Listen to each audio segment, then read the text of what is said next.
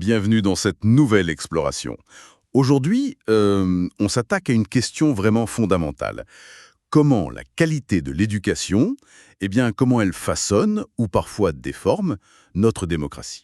Hmm. On va plonger dans une analyse très poussée de Christian Lisangola. Il examine comment un système éducatif, disons défaillant, peut miner la participation citoyenne. Oui, Alors, il se base sur des contextes africains spécifiques, mais les échos sont, on va le voir, assez universels. L'objectif, décrypter ces mécanismes un peu subtils où le manque de savoir civique finit pour transformer la démocratie en simple décor, quoi. Allons-y. c'est une question cruciale, oui, absolument.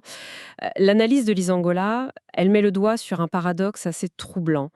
On a les formes démocratiques, des élections, des institutions, tout ça. Mhm. Mais ce qui manque souvent, c'est l'essentiel. Des citoyens informés, capables de comprendre les enjeux réels et surtout d'exercer un véritable contrôle sur leurs dirigeants. D'accord. C'est une analyse qui nous aide vraiment, je crois, à saisir certains défis majeurs de la gouvernance aujourd'hui. Et pour illustrer ça, l'auteur, il commence avec une anecdote personnelle, assez, assez édifiante, qui s'est passée sur les réseaux sociaux. Ah oui. Suite à un scandale de détournement d'argent public, un gros truc impliquant un haut responsable, il exprime son indignation, normale. Et la réaction qu'il reçoit, c'est surprenant. On l'accuse d'être jaloux. Jaloux. Non, mais Oui. Comme s'il dénonçait la corruption, c'était juste une affaire de petite envie personnelle. c'est fou ça. Et ce qui est encore plus révélateur, je crois, c'est la suite de l'échange, non? Exactement. Quand Lissangola essaye d'expliquer calmement que l'argent détourné, il vient des impôts, donc indirectement de la poche de la personne qui l'attaque, Voilà. la réponse fuse: «Tu es fou, avec quel argent je pourrais payer cette personne?» Cette incompréhension, elle dépasse le cas individuel, ça pointe vers un problème bien plus profond, un vrai déficit de culture civique. C'est ça. Et Lissangola le dit bien. Ce n'est pas juste un incident isolé. Comment on peut attendre des citoyens qu'ils demandent des comptes à leurs élus, qu'ils exercent leur pouvoir démocratique, s'ils n'ont même pas conscience de ce lien de base entre leurs impôts et le fonctionnement de l'État? Mais oui, ça mine complètement la base de la redevabilité. Complètement. Et ce manque de conscience, selon l'analyse, il irait même jusqu'à toucher ceux qui sont censés nous servir, nous protéger. Les forces de l'ordre, la police, l'armée. Ah oui, carrément. Oui. Beaucoup parmi eux ignoreraient, en fait, que leur salaire vient des contributions des citoyens.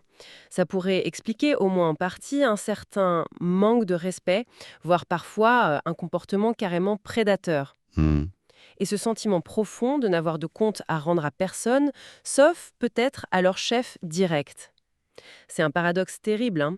Ceux qui sont payés par le peuple pour le protéger peuvent finir par le maltraiter sans même réaliser d'où vient leur propre paix. C'est glaçant. Alors, comment on en arrive là? C'est juste un manque d'infos passif ou il y a autre chose derrière? L'analyse de Lissangola, elle suggère une hypothèse un peu plus dérangeante. Laquelle?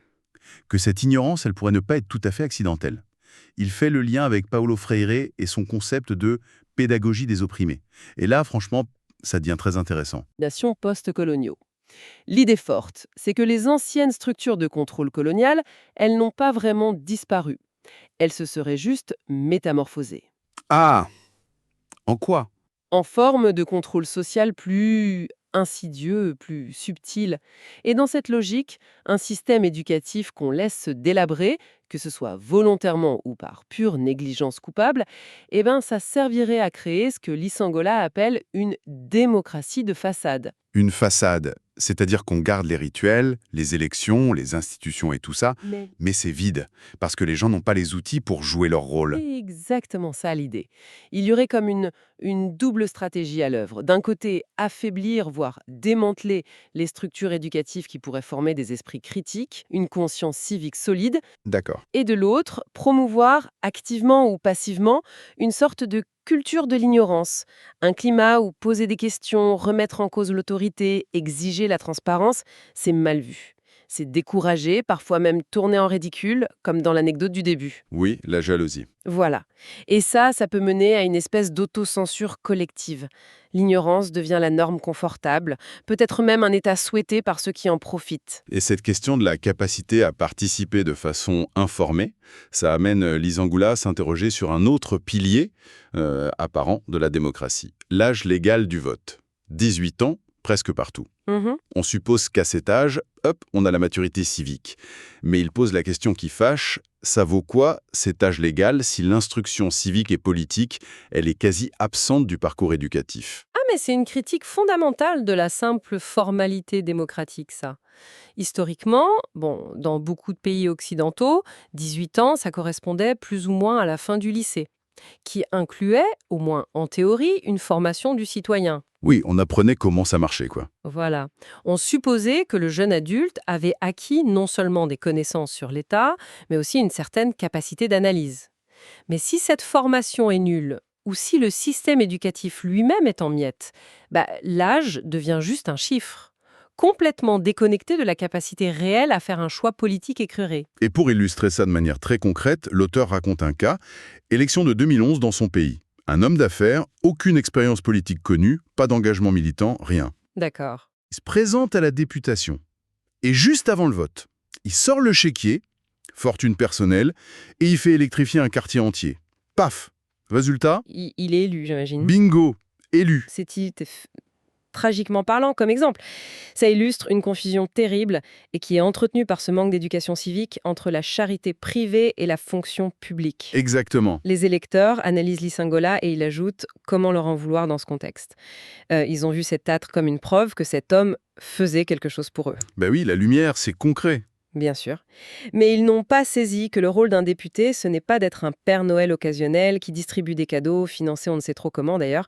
C'est de les représenter au Parlement, de faire des lois, de contrôler le gouvernement, de défendre une vision pour tous. Et là, on voit très bien le cercle vicieux qui se met en place. Un élu qui arrive au pouvoir comme ça, grâce à sa générosité personnelle, il n'a absolument aucun intérêt à ce que ses électeurs deviennent plus éduqués civiquement. Évidemment. Si la population devenait plus instruite, plus critique, elle verrait la supercherie. Elle comprendrait que l'électrification d'un quartier, c'est bien, mais ça ne remplace pas une vraie politique de développement pensée, cohérente, transparente. Ça soulève une question systémique, majeure. Et est-ce que ce système ne s'auto-alimente pas?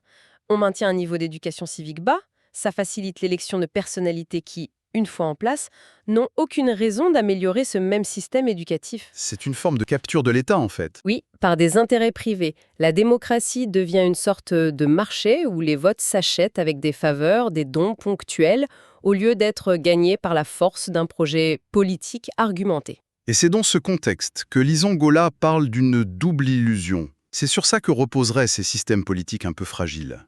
Première illusion, croire qu'il suffit d'organiser des élections, même si techniquement elles sont libres et transparentes, pour avoir une démocratie qui fonctionne. On se focalise sur la procédure. Le vote a lieu à date fixe, pas de bourrage d'urne trop visible, pas de violence majeure le jour J, et hop, c'est bon, on coche la case démocratie. Oui, les observateurs internationaux peuvent même applaudir des élections dites réussies sans se poser la question de la compréhension réelle des enjeux par les électeurs. C'est juste la technique qui compte. Voilà. Et la seconde illusion, qui découle de la première, c'est cette croyance que l'âge Scholl, 18 ans, donne automatiquement le discernement politique, peu importe l'éducation reçue, le niveau de compréhension de l'État. Et là, Lysingola fait appel à Pierre Bourdieu, avec son concept de domination symbolique. L'idée, c'est que le pouvoir, il ne s'exerce pas que par la force brute. Non. Il s'exerce aussi, et peut-être surtout, par des formes de violence plus subtiles, symboliques. En maintenant les gens dans l'ignorance des règles du jeu politique, des mécanismes du pouvoir, eh bien les élites assurent leur maintien avec ce que Bourdieu appelait la complicité inconsciente des dominés eux-mêmes. Une complicité inconsciente. Oui, ces illusions, elles servent parfaitement ceux qui sont au sommet. C'est très efficace comme contrôle. Et pour appuyer cette idée d'un système éducatif à deux vitesses, qui finalement perpétue les inégalités politiques, l'auteur convoque un autre penseur, Fabian Eboussi-Boulaga. Ah, Boulaga, oui. Très pertinent. Dès les années 70, il décrivait une éducation post-coloniale prise en étau. D'un côté, une éducation pour les élites, souvent copiée sur les modèles occidentaux, elle forme une petite caste de dirigeants techniquement compétents peut-être, mais parfois complètement déconnectés des réalités, des besoins de leur propre société. Et de l'autre côté, selon Boulaga, il y avait une éducation de masse laissée à l'abandon, chroniquement sous-financée, qui dispense un savoir rudimentaire et qui, surtout, empêche l'émergence d'une vraie conscience citoyenne critique dans la population. Il parlait même d'apartheid éducatif. C'est fort comme terme. Très fort et très juste. Un apartheid où l'accès à une éducation de qualité devient un marqueur social et un outil pour reproduire les hiérarchies politiques. Et dans ce schéma, la démocratie, elle ressemble beaucoup à ce que l'historien burkinabé Joseph Kizerbo appelait une coquille vide. Une coquille vide. Oui, les formes sont là, les élections, le Parlement, mais c'est creux. C'est dépourvu de substance démocratique réelle parce que les citoyens n'ont pas les moyens intellectuels de comprendre, d'analyser et d'influencer les décisions qui ont un impact sur leur vie. C'est un système qui a l'air de se nourrir de ses propres défauts, de ses propres failles. L'analyse décrit alors une sorte de piège, oui, une spirale de l'ignorance contrôlée, c'est l'expression utilisée. Les citoyens, faute d'outils intellectuels pour comprendre l'État, leurs droits, ils se retrouvent structurellement incapables d'exiger une meilleure éducation. Une éducation qui leur donnerait justement ces outils. Ça fait écho, oui, aux travaux d'Amartya Sen sur le développement comme liberté. L'absence d'éducation, ce n'est pas juste une privation de savoir, c'est une privation de la capacité même à formuler et à revendiquer ses droits. On ne sait pas ce qu'on ne sait pas, et on ne sait même pas qu'on a le droit de le savoir. C'est terrible. Et cette dynamique, elle se verrait aussi, toujours selon Lisangola, dans la nature de certaines mobilisations sociales qu'on observe en Afrique. Souvent, elles seraient moins l'expression d'une conscience civique spontanée, autonome, que des mouvements orchestrés Orchestré. Par qui? par des acteurs politiques pour servir leurs propres intérêts, leurs propres agendas. Les citoyens sont mobilisés pour soutenir un tel contre un tel, telle faction, tel leader, plutôt que pour défendre des causes communes, transversales, comme l'amélioration de l'école ou la transparence de l'État. Ce qui voudrait dire que les mobilisations qui, elles, pourraient vraiment changer les choses, celles qui demandent plus d'éducation, plus de comptes, elles seraient plus facilement ignorées. Voire réprimés. C'est ce que suggère l'analyse, oui. Les manifs qui servent les luttes de pouvoir entre élites, elles peuvent même avoir une certaine tolérance, parfois une protection, alors que celles qui viennent d'une vraie prise de conscience citoyenne sur des enjeux de fond, elles sont marginalisées. Hmm. Ça montre bien comment l'ignorance entretenue peut devenir un outil de contrôle social très puissant. Ça crée une forme de dépendance intellectuelle vis-à-vis des leaders qui, eux, savent comment mobiliser les foules pour leurs propres objectifs. Bon, face à ce constat assez sombre d'une démocratie qui risque d'être vidée de son sens par le manque d'éducation, quelle est l'issue? L'auteur semble dire qu'une simple réforme technique, changer les programmes scolaires, ça ne suffira pas. Non. Il cite Hannah Arendt et il lance un appel à une révolution de la pensée. Qu'est-ce que ça veut dire concrètement, une révolution de la pensée? Il ne s'agit pas juste d'ajouter quelques heures d'instruction civique par-ci par-là.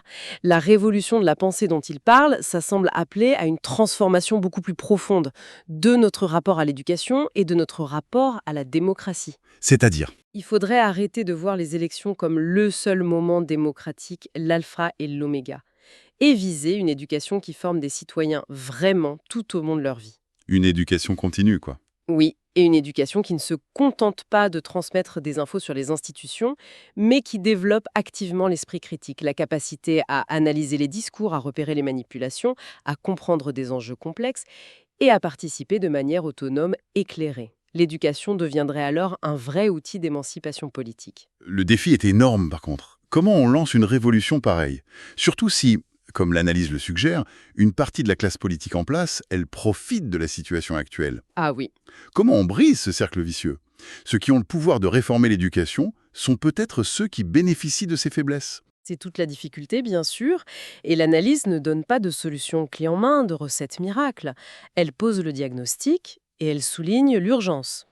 Ça implique sans doute une prise de conscience, une mobilisation citoyenne forte, peut-être portée par des acteurs de la société civile, des intellectuels, des enseignants engagés, Mhm.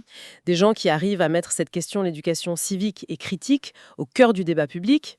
Il faut arriver à convaincre qu'une citoyenneté éclairée, ce n'est pas une menace, c'est au contraire une condition nécessaire pour un développement durable, pour une société plus juste. L'auteur termine d'ailleurs sur une citation de Nelson Mandela.